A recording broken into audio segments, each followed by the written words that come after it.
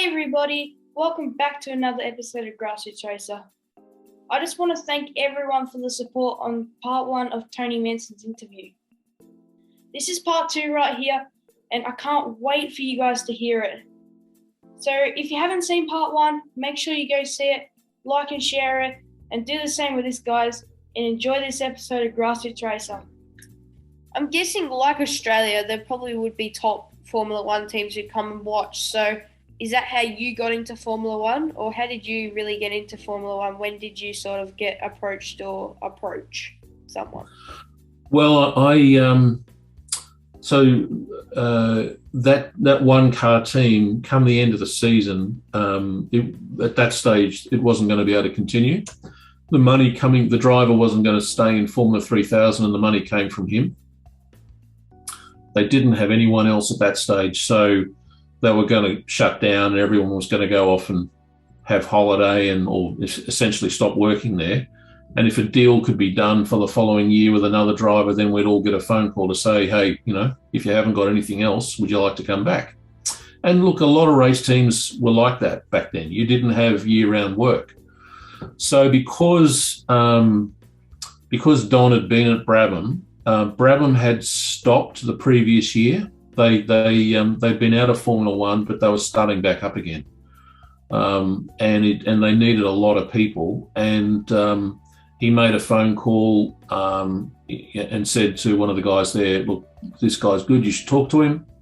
So I went over, and Brabham were nearby, over in Chessington in Surrey. I went over and saw a guy called Peter McKenzie, who was a world championship winning mechanic, who was the production manager at Brabham, another Kiwi.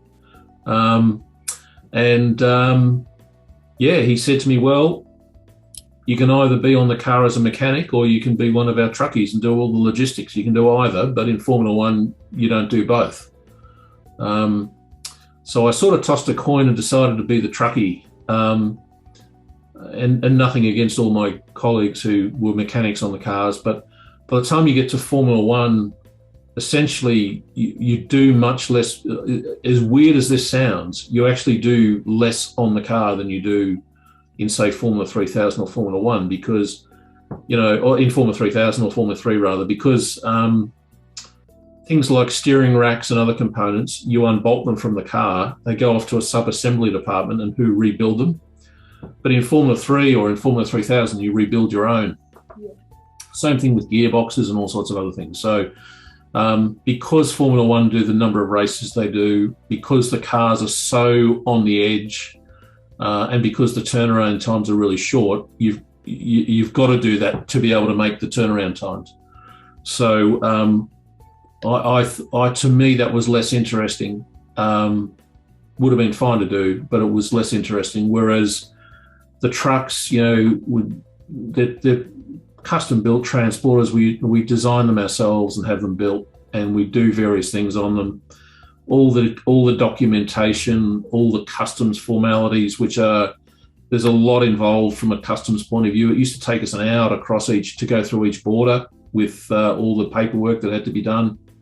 So there's a lot of stuff to be on top of and to really be sharp on your game. And, flyaway races, we take 120, 130 boxes, which we needed to know what was in each one and keep track of all that. And there were a huge number of moving parts, which I found much more mentally stimulating. And of course, as I mentioned before, driving a truck around Europe is just a great thing to do, from a point of view of an Australian over there, and it just looks and feels so different, even though you might be really fatigued and haven't had much sleep for a few days. It's just uplifting. So, that's what I did. Yeah. So obviously you've been in Formula 1 for a while. What teams did you end up working with? I was with Brabham. So I didn't work with any other teams, just Brabham. Yeah. All right. Yeah, you go, sorry. I was going to say, I was with Brabham when it finished, which was great, a real shame, but unfortunately that's the way these things sometimes go. I got out of racing at that point. It was early 90s, and I was married, and I needed to bring some income in the door. So I went back to working in a car dealership, but that's another story. Yeah. So you came back to Australia, and let's talk about V8 Supercars. So what was your involvement in V8 Supercars? Well, I'd worked for a couple of different automotive manufacturers, and I just wasn't finding the same satisfaction that I'd found working with racing. And I went and had a coffee with Howard Marsden, and Howard ran the Ford's racing program. And I called him. He'd worked in England just along the road from a team I'd been with. Anyway, I went and had a coffee with Howard, and that weekend he was talking to Tony Cochran and Wayne Caddock, who was Tony was the chairman of V8 Supercars, and Wayne was the CEO. And they were saying to him they were looking for a good operations person to run the racing side of the business. And they were struggling to find the right person. And Howard said to him, well, I just had a coffee this week with a guy who could be ideal. So he introduced me to them. I had a couple of conversations and then went up to Queensland to meet them. And long story made short, we worked out a deal and I went there as operations manager. So the company was called Avesco, the Australian V8 Supercar Company. That was in 2000 I went there. And I was the first one in that role. These days it's called the motorsport manager, but it's the same role. We called it operations manager back then. So when I went there, we were still operating out of the CAMS manual. we'd only just started our own rule book, which wasn't comprehensive, and it had lots of problems with it. It took us, I reckon it took us nearly 2 years to get it to a point that we really felt that we had a really effective rule book. There was a lot going on. When I first went there, not because of me, but just to show you how quickly it was changing, just things that are obvious. There was one team in the pit lane, which was HR Holden Racing Team, that had a B double, only one. And they were the only team really that was pretty much, not all, but mostly full-time professional crew. Most of the other teams had a small number of professionals with a lot of people who came along just for a race weekend. And in a very short space of time, probably 2 years, I'm going to say, but it might have been 3. Pretty much everyone in pit lane, every team had a B double, and they all ended up with these, 12, 14, 15 or more full-time staff. There'd been a lot of commitment and a lot of hard work had gone in the late 90s towards building it, and it just started to come good in 2000 when I started. Not because of me, it was just the timing of it, Yeah.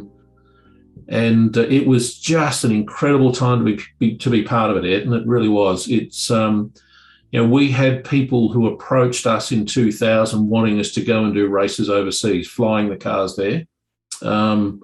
We planned for that, put a plan together in 2000 for one particular event in another country that was going to happen or was potentially going to happen, and they didn't go ahead with it.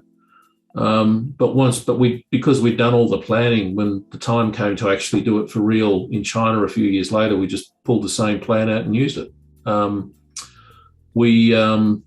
We did some incredible things in those times. I mean, we changed the cars quite a bit, headed towards, we did what was called Project Blueprint to sort of standardise the suspension under the cars a bit, to try and even out the differences between them, to give everyone a much better opportunity to be competitive all the time with each other. And we trying to think, I think it was 2002 we did our first race in New Zealand, and it was a round of the series, which hadn't been done before. And ultimately the teams wanted to take their transporters because it was a new thing for them. So that wasn't the original plan. The contract hadn't been done on that basis, nothing. So with Bill Gibson from Gibson Freight, who still looks after, Gibson Freight look after all the moving international movements for supercars and bringing Formula One in here and bringing in, MotoGP and a whole bunch of other things. They're a very, very good freight company. and a specialist. But Bill and I went and had various meetings with shipping companies, and we were able to do a deal with Wallenius Wilhelmsen to use their roll-on roll-off ships to get us to New Zealand. And that's what we did. Yeah. And I mean, mate, we couldn't take the B doubles because they were too big. But in New Zealand, Australian trucks are over length, over height, and over width. So, or maybe not over width. I think they are. But so everything, the amount of stuff we had to do with permits and escorts and police, and it was just a massive exercise. We went to Pukekohe and we forecast daily crowd sizes of 30,000, and we had people in New Zealand openly laughing at us and saying, "There's no way that'll happen. You Aussies don't know what you're talking about." And that's exactly what we ended up with. I think we had 96,000 people over the 3 days, and it was just incredible, you know. So that was a highlight in the early years. But it was just a huge time to be involved in the category because it was just exploding. TV interest was up, TV rights were up, you know. When I went there, it was the second year of the Adelaide 500, so it had only just got started. That's a huge event, or was a huge event. We all worked very hard at it, but we just seemed to be hitting everything right all the way through. You ended up being in the V8 Supercar paddock for about 6 years. Yeah. Now, I know you're not supposed, at the time you probably weren't allowed to because it would have been biased, but did you have a favourite driver and team? I'd probably say, I don't know if favourite's the right word, although I've got a lot of time. I liked him immensely. It was Craig Lowndes. Oh, who doesn't like Craig Lowndes? Yeah, that's right. I mean, but the thing with Craig is the way he is. He's pretty much the same, regardless of whether you. Our truck driver was pretty friendly with him, so there were a couple of times there. We'd end up at Lowndes' place having a few beers. Not when we had a race meeting on, but it might be, when we had the Konica series on, we'd do that because we ran it at Lakeside and he lived not far from there. No, the thing about Lowndes, and I used to, one of the most enjoyable things to me at almost every race meeting was I used to have conversations with Barry Sheen, generally after qualifying.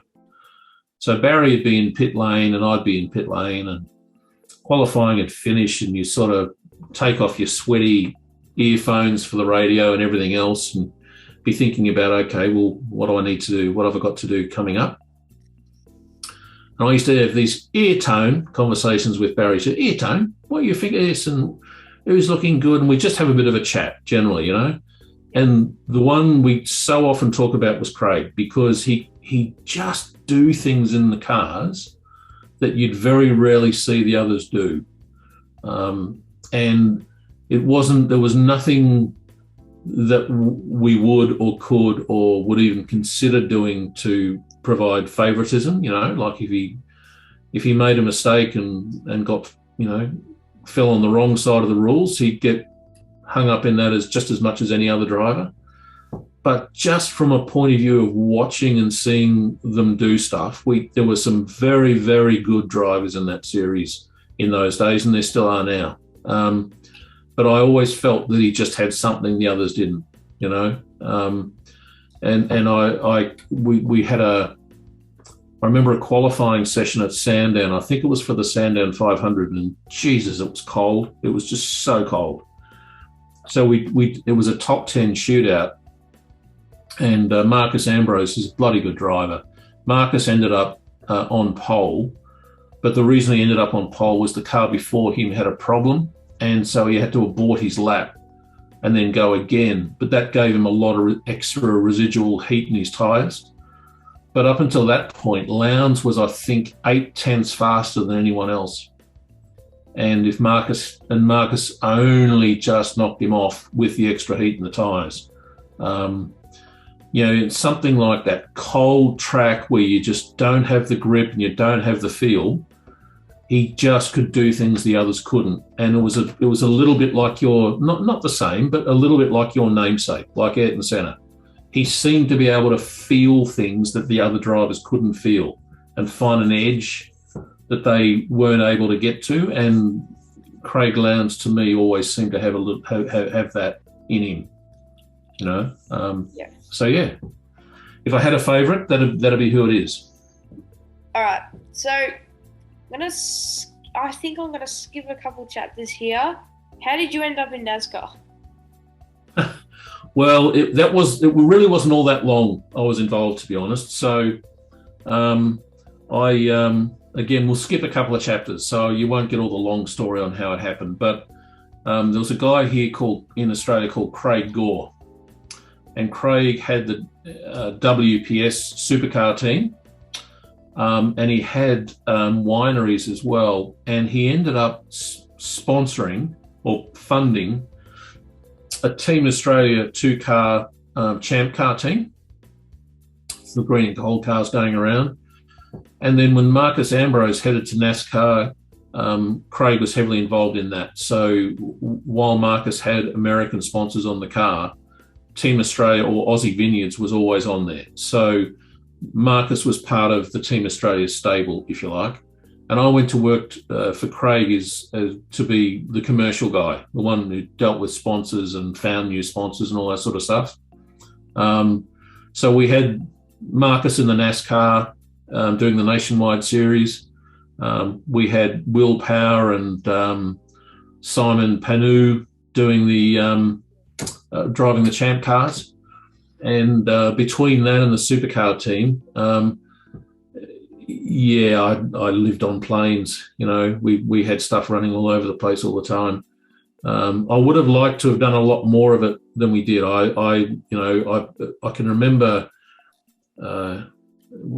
Marcus was racing at Atlanta in Georgia, and I'd have to pull a calculator to work out what the speed works out at, but the average speed around there, I think they were averaging 190 odd miles an hour, average speed.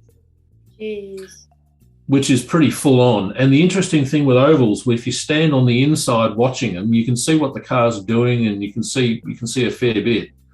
But when you go and stand on the outside, it's a completely different perspective. And they essentially drift them into the corners. But from the inside, you really can't see that. But it was just incredible standing. I went onto the outside on the back straight, watching these big old hooers drift into turn 3 at 196 miles an hour or something like that is just amazing to see. And I went back to the transporter, or hauler as the Americans call it. And I said that to Marcus. He said, yeah, it's just incredible, isn't it? He said, now you can see how I love it, Tone. I just love it. But unfortunately, Craig Gore was, we actually had a sponsor in America who did quite a bit of work on, who'd said yes to get involved with us. And I just needed to fly to New York and put the deal together. And it was a multi-million-dollar deal to fund Marcus into the main game, into Nextel Cup back then, I think it was, in NASCAR, to do some races in it. And so I went to see Craig, and he essentially said, look, he was out of racing at the end of the year and didn't want me to do the deal. So that was the end of that. So it wasn't a long period, mate, the NASCAR one. And just lastly, like you mentioned to me that you were the CEO of Willowbank Race, the drag strip at Willowbank. So yeah, what was it like being in probably one of the most important roles? Yeah, well, it's a totally different world to the circuit racing world in many respects. Drag racing's really, really very different. And some of those things, like anything that's different, some of it you sort of say, oh, that's really cool. Other stuff you say, no, really? So the drag racing world, there's a lot of passion in it. I really enjoyed working there. Willowbank is a very special place. It was, it is kind of hallowed ground to drag races because it was built by racers. 7 of them, they got some money from, I think, the local council or the state government, I can't remember which, but that wasn't enough to build facilities. So there were 7 people who put their houses on the line, and racers went out and built it. So they didn't find money and engage building companies to build it. They used the skills within the sport, you know, electricians and plumbers and builders and concreters, and anyone with those sort of skills was convinced to be part of building it. And, you know, there were life memberships provided for people who contributed. So essentially, to this day, Willowbank is very much the grand old lady of Australian drag racing. And it's actually a beautiful place with all the trees and everything else and the way the sun sets down the strip. It's just a fantastic place to be part of. And I was there for 2.5 years or something, not a big staff, but I was, you know, we had a board and then me running it day to day. We ran about 120 events a year, some big, some small. So it was pretty full on, but I really deeply enjoyed it. And there are some things that are unforgettable, you know, in life that you see and that you experience. But I can tell you, standing in the middle of 2 top fuel cars when they're launching down the strip is right up there with anything else I've ever experienced. I mean, the sheer force of it pushes your body physically back. It is staggering.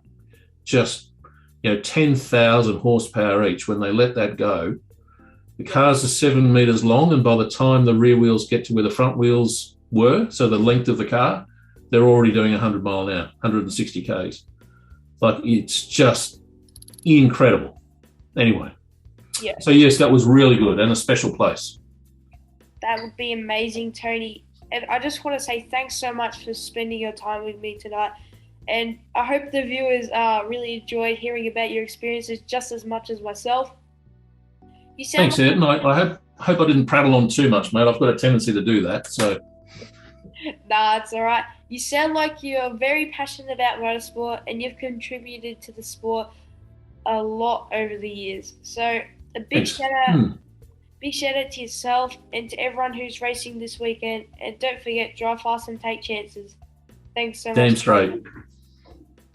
Thank you, Ayrton.